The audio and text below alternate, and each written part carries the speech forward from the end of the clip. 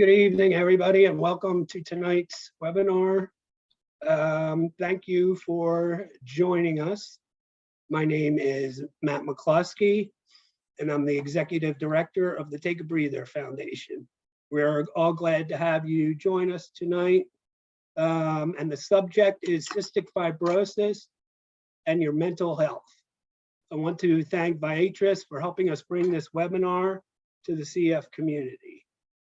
I would like to introduce our special guest speaker, Dr. Virginia O'Hare. Dr. O'Hare is the Director for Behavioral Medicine and a Clinical Associate Professor at Thomas Jefferson University here in Philadelphia. She has undergone extensive training in Acceptance and Commitment Therapy, ACT, and is dialectical behavior therapy certified. She works closely with the CF centers throughout the region. Before I turn it over to Dr. O'Hare, we have some general notices. This webinar is being pre-recorded and will appear on our website and social media. The contents of this webinar are for general purposes only and should not be used for diagnosis or treatment. Please always consult with your CF care team before making any changes in your health management. We will have time for Q&A at the end of Dr. O'Hare's presentation. Please use the Q&A tab at the bottom of your screen to type in your questions. So with that said, I would like to turn it over to Dr. O'Hare. Great, thank you for that intro. And I am so delighted to be here this evening chatting with you all. And thank you for coming, even though it's so beautiful outside. So we're going to be talking, let me find the page down, that might help. There we go. Uh-oh, hold on. This is not how we practice. All right, here we go. We're going to be talking about ACT, Acceptance and Commitment Therapy with CF. So some practical strategies for living your best life with CF. So my hope is that for any of y'all who are thinking that you're going to kind of hear a lecture about mental health, that instead this is going to be more of like an experiential workshop where you can leave with some actual nuggets to help you and help your loved ones. So in terms of disclosure, much of my research is generously supported by the Boomer Esiason Foundation,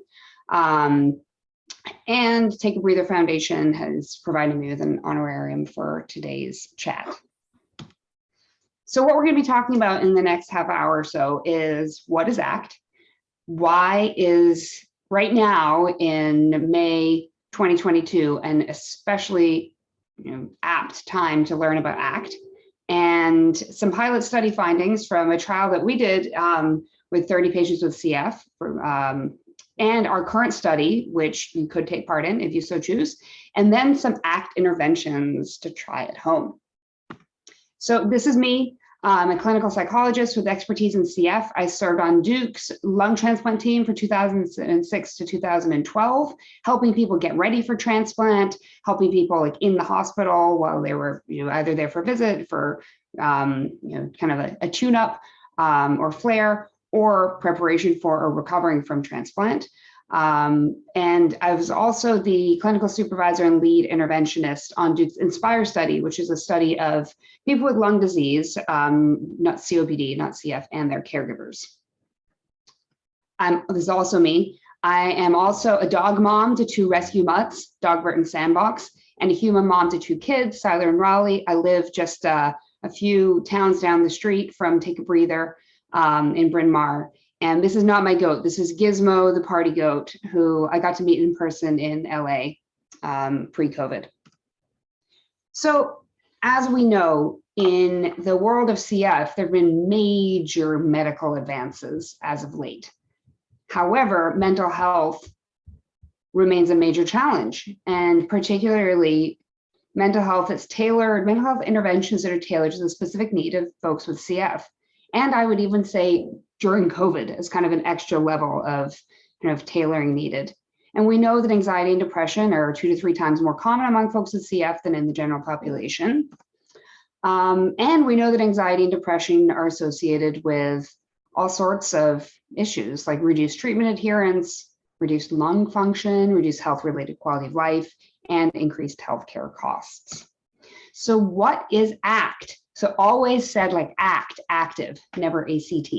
That's just one of those kind of weirdities of my field, all the acronyms. It's a new form of cognitive behavioral therapy developed by Steve Hayes in 2004. And the goal of ACT is to grow psychological flexibility. And the goal is to move toward what you want to be about without waiting until everything's perfect.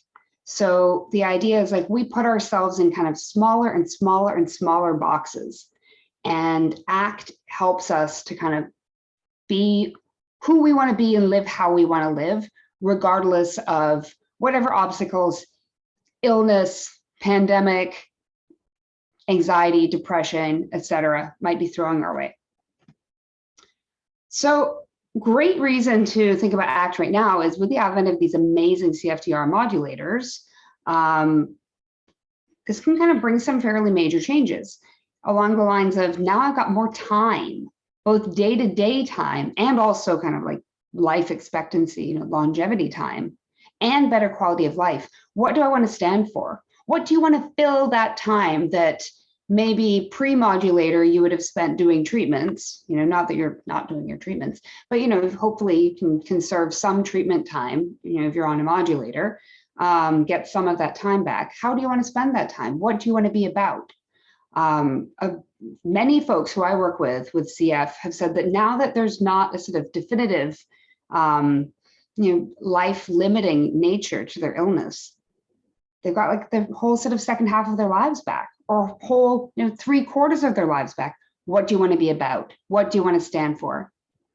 But then thinking about, on the other hand, is more time always better? And what about losses or survivor's guilt? I hear lots of stories of people with CF talking about, beloved friends with CF who maybe they never got to meet in person, who passed away right before the modulators came out, and kind of living with that guilt. I've also heard a lot of folks saying, if I'd known that this life-changing med was going to come, I would have, and the kind of the options range, saved for retirement, gone to college. Had this one lady tell me, I wouldn't have married my crappy husband. It's to think about, like, had we always known that these modulators were coming, my guess is that many folks with CF might have planned their lives differently. And so now what? So, and then what about the remaining 10%, the folks who don't benefit directly from the modulators, dealing with feeling left behind, at least for now. So identifying, clarifying values, what you want to stand for, what you want to be about, has never been more important for folks with CF. And then also, what about COVID? Everyone's saying, oh, COVID's over, but really it's not. And particularly for folks, with any sort of immune compromise situation, COVID is certainly not over.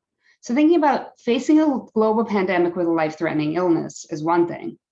And then all of the discriminatory health policies, stigma about coughing and appearing infected, stigma about, how much are you going to follow COVID precautions, particularly when you see neighbors, friends, other family members who maybe aren't following them, especially 2+ years into this. It seems like there might have initially been a feeling of, okay, we're all in it together. We're all kind of doing the right thing with masking and distancing and things that were kind of nothing really that new to the CF community. Although now 2+ years in, many people, if I look around in my community, very few people are following COVID precautions. And that can really kind of widen the gap between folks who are immunocompromised, folks who are living with CF, and folks who are kind of living their lives as though there's no COVID. And again, thinking about what do you want to stand for and what kind of steps do you want to take in the service of your values is really key. And then what about this sort of perfect storm of you got COVID and you got the modulators? So probably never before has there been such like freedom to, time that you get back, not having to do as many treatments, lifespan increase. So for some things, there's never been more freedom for folks with CF. And at the same time, there's never been more kind of tightening of rules regarding like masking and distancing and isolating and all of that. So that tension there can kind of create this perfect storm of confusion. What do I do? Do I follow all the rules? Do I follow none of the rules? Should I just give up? Like what am I doing here? And then thinking about like how do you remain vigilant, to doing what you can to take care of your health in the face of personal physical health improvements due to the modulators. So if you rewind to maybe 5 years ago, way pre-COVID, I want to introduce a pilot study that we did and kind of what shook out from this. So just a reminder, ACT helps people live the life that they want without struggling against painful inner experiences. And it's an empirically supported treatment for anxiety, depression, pain, HIV, which is my team, drug addiction, and others. So ACT involves taking steps towards what do you want to stand for now? Don't wait till all of your ducks are in a row. So just like you might hear people say, when I gain X amount of weight, then I'm going to start dating. When I lose X amount of weight, then I'm going to start dating. When COVID's over, then I'll think about trying to find a job. When this happens, then I can kind of start living. And I know, with COVID, probably a lot of us have felt like our lives are on hold. So ACT would say that there's always a way to take a step towards your values, to take a step towards what you want to be about. So don't wait till all is perfect.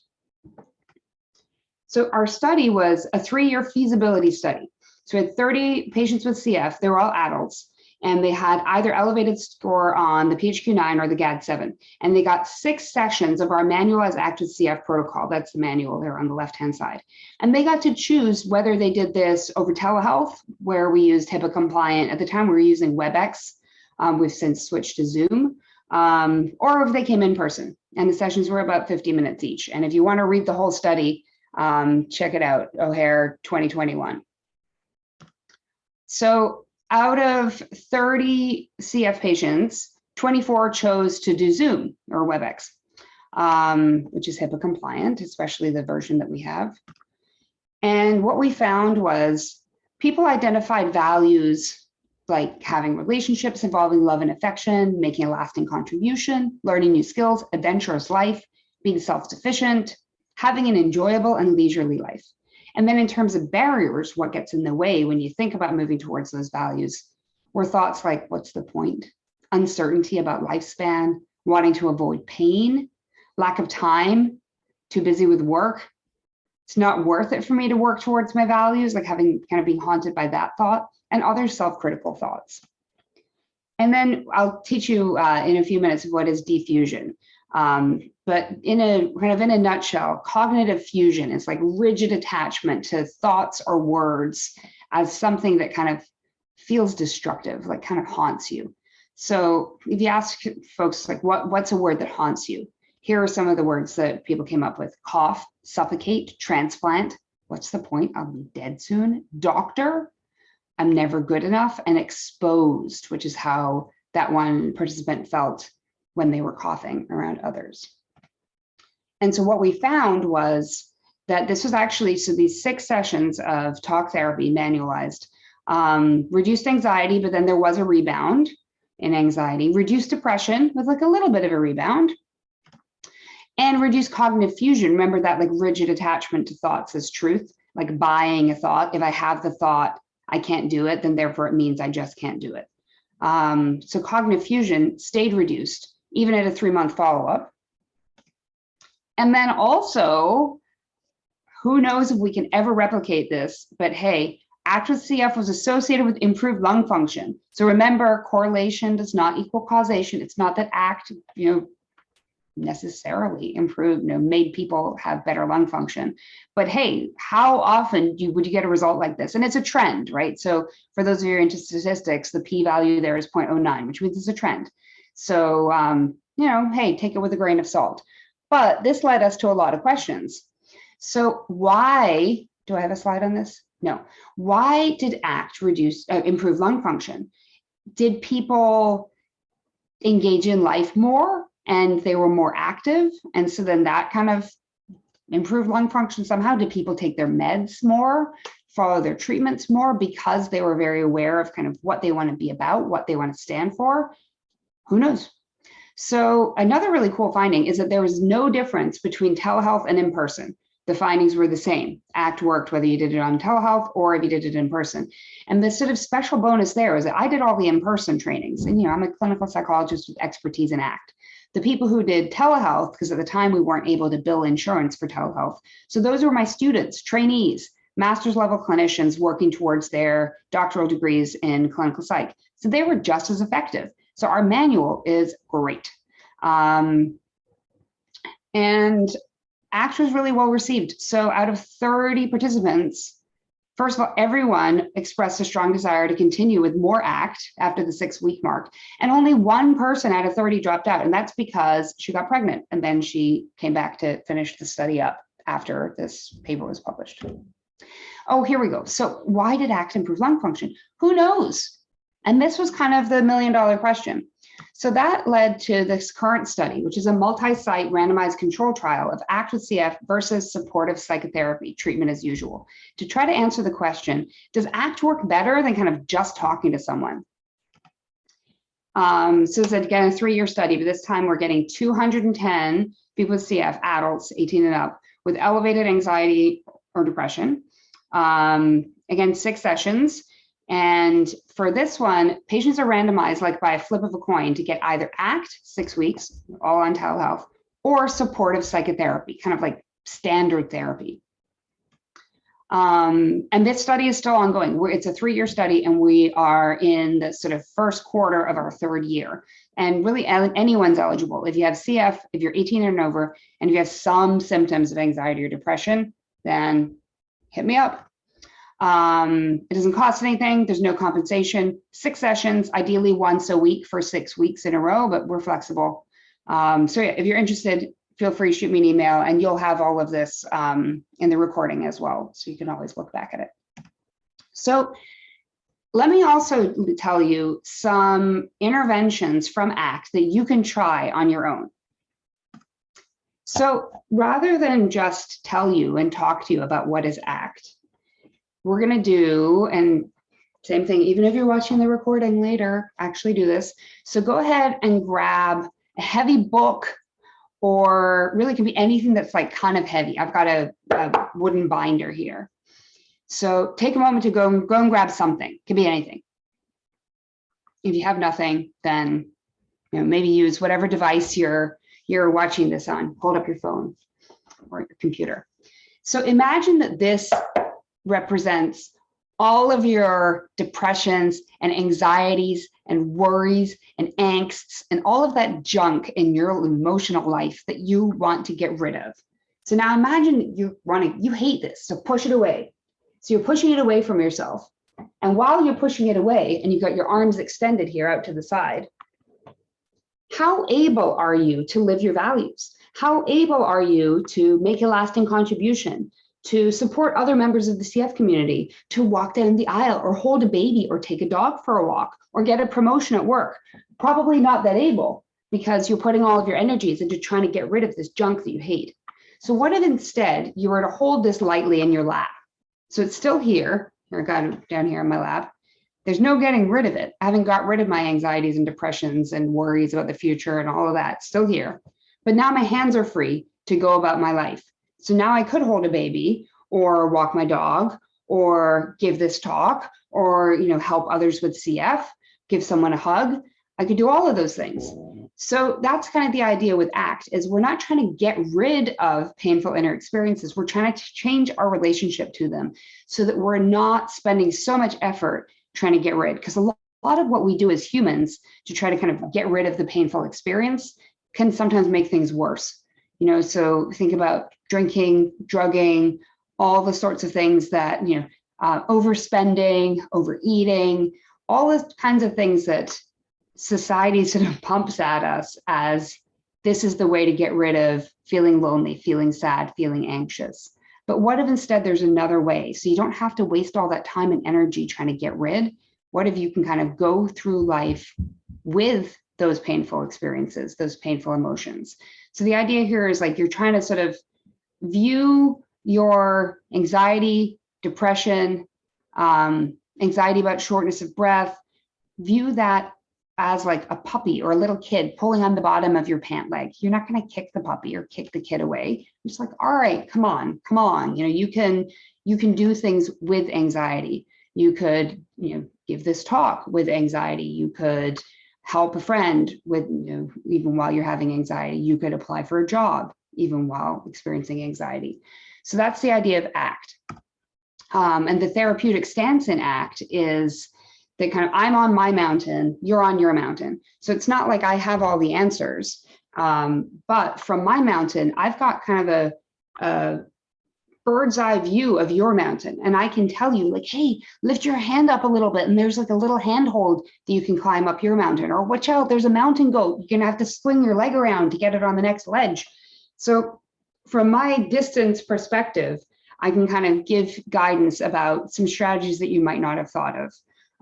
Given that you're kind of in it on your mountain, just like you could see things on my mountain. So that's like the therapeutic stance of ACT. So it's not that the therapist is a kind of highly skilled know-it-all, but more just that the therapist has a different perspective.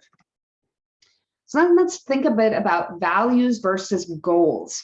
So values are really central to ACT. So values are like what you want to stand for, what you want to be about. And there's a bunch of different ways that you can get at that. What are your values? There's an app called Values Card Sort. You can get a deck of values cards and like physically sort through them. That's what we do in our intervention. And that the values cards contain all sorts of values that you might not have ever thought of. So for example, until I did a values card sort, I didn't realize that connecting with nature was actually such a central value for me. And now that I know that, I try to take a hike locally at least a couple times a week.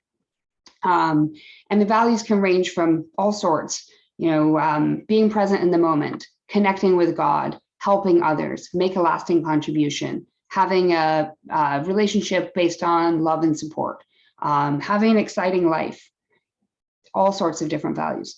And then you think about a value is kind of like the direction that you want to orient yourself towards. So for example, if my value is go south and I get in my car and I'm driving south, I might see markers along the way to suggest that I'm meeting goals towards my value of going south. So for example, I would get the welcome to Delaware alert on my GPS. Oh, okay. All right. Goal, check, keep driving. So you can never check your value off a list. So you can never kind of get to south. So for example, if I have a value of making a lasting contribution, I've never just like, all right, I've made the lasting contribution, but there could be goals along the way, which could be, you know, develop an intervention, publish a paper. So goals could be sort of indicators that you're moving in the right direction of your values. One of my own personal values is being a fun mom. It's a very hard value to live for any of you all who have kids, because much of my time is, if my value were being a strict and scolding mom, I would be killing it. But being a fun mom, it's hard. So every now and then when we have an experience together as a family where I'm like, oh yes, I was a fun mom. Yeah. So one of those in early COVID, we did a project that was dog lick art. So we got 2 canvases, we have 2 dogs, and we splattered paint on these canvases. And then we put them in a Ziploc bag that had peanut butter spread on the outside. And each dog licked their respective bag in a way that created this really cool kind of swirly paint. And we have those hanging on our wall downstairs. So for me, creating dog-lick art, yes, that was my goal, check. And that was me living my value of being a fun mom. So part of, and there's a million ways at getting at values. We talked about card sort. You could ask, what do you want written on the dust jacket of the book of your life? You could also go dark. What do you want chiseled on your tombstone? So there's lots of different ways to get at what do you want to stand for? What do you want to be about? And another kind of activity to kind of channel this is imagine that you're the driver of the school bus of your life. And on the bus, there's all kinds of passengers. They're loud, they're unruly, there are some helpful passengers. And as you're driving, there's no way of getting rid of them, right? These passengers can be here no matter what. Every now and then you might pull over and stop the bus and turn around and yell at them. You guys sit down. I'm not driving again until you all sit down and shut up. And maybe then the passengers do, after a while, settle down. But that whole time you've been parked and not driving towards your values. And then you start driving again, heading towards your values. And some of these passengers are telling you, you're making a wrong turn. You know, you're not doing it right. You can't do that. You have CF. You know, make a right here instead. Pull over and park. Get someone else to drive. And at times you might placate them and try to get them to shut up by giving them what they want. But again, then you're not driving in the direction that you want to be driving in. You could think about getting noise canceling headphones. But then you'd miss out on the helpful passengers who are saying, oh, watch out, there's a pothole up ahead. And oh, the speed limit just changed down to 35. Don't go too fast. So thinking about how can you keep driving the school bus of your life towards what you want to be about, even in the presence of all kinds of unhelpful thoughts, anxieties, neuroses, stressors, physical symptoms that sure might limit you. You know, you might have a value of traveling the world, and that might not be possible. One, during a pandemic, and two, due to physical complications. If that's the case, how could you get a taste of traveling the world? Maybe you get books about different countries in the world.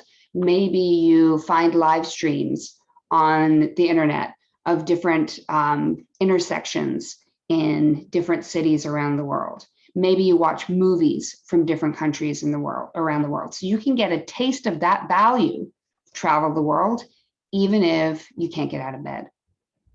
So that's one of the cool things with ACT is you can always find a way to move towards your values.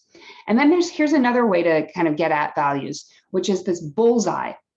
So the bullseye takes 4 domains that are kind of important in many humans' lives. If there's a domain that doesn't apply to you, skip it. So we got relationships, health, leisure, and work/education. And so thinking about if shooting a bullseye means you're fully living your value in that domain, then great. And then think about where would you be in some of the other domains.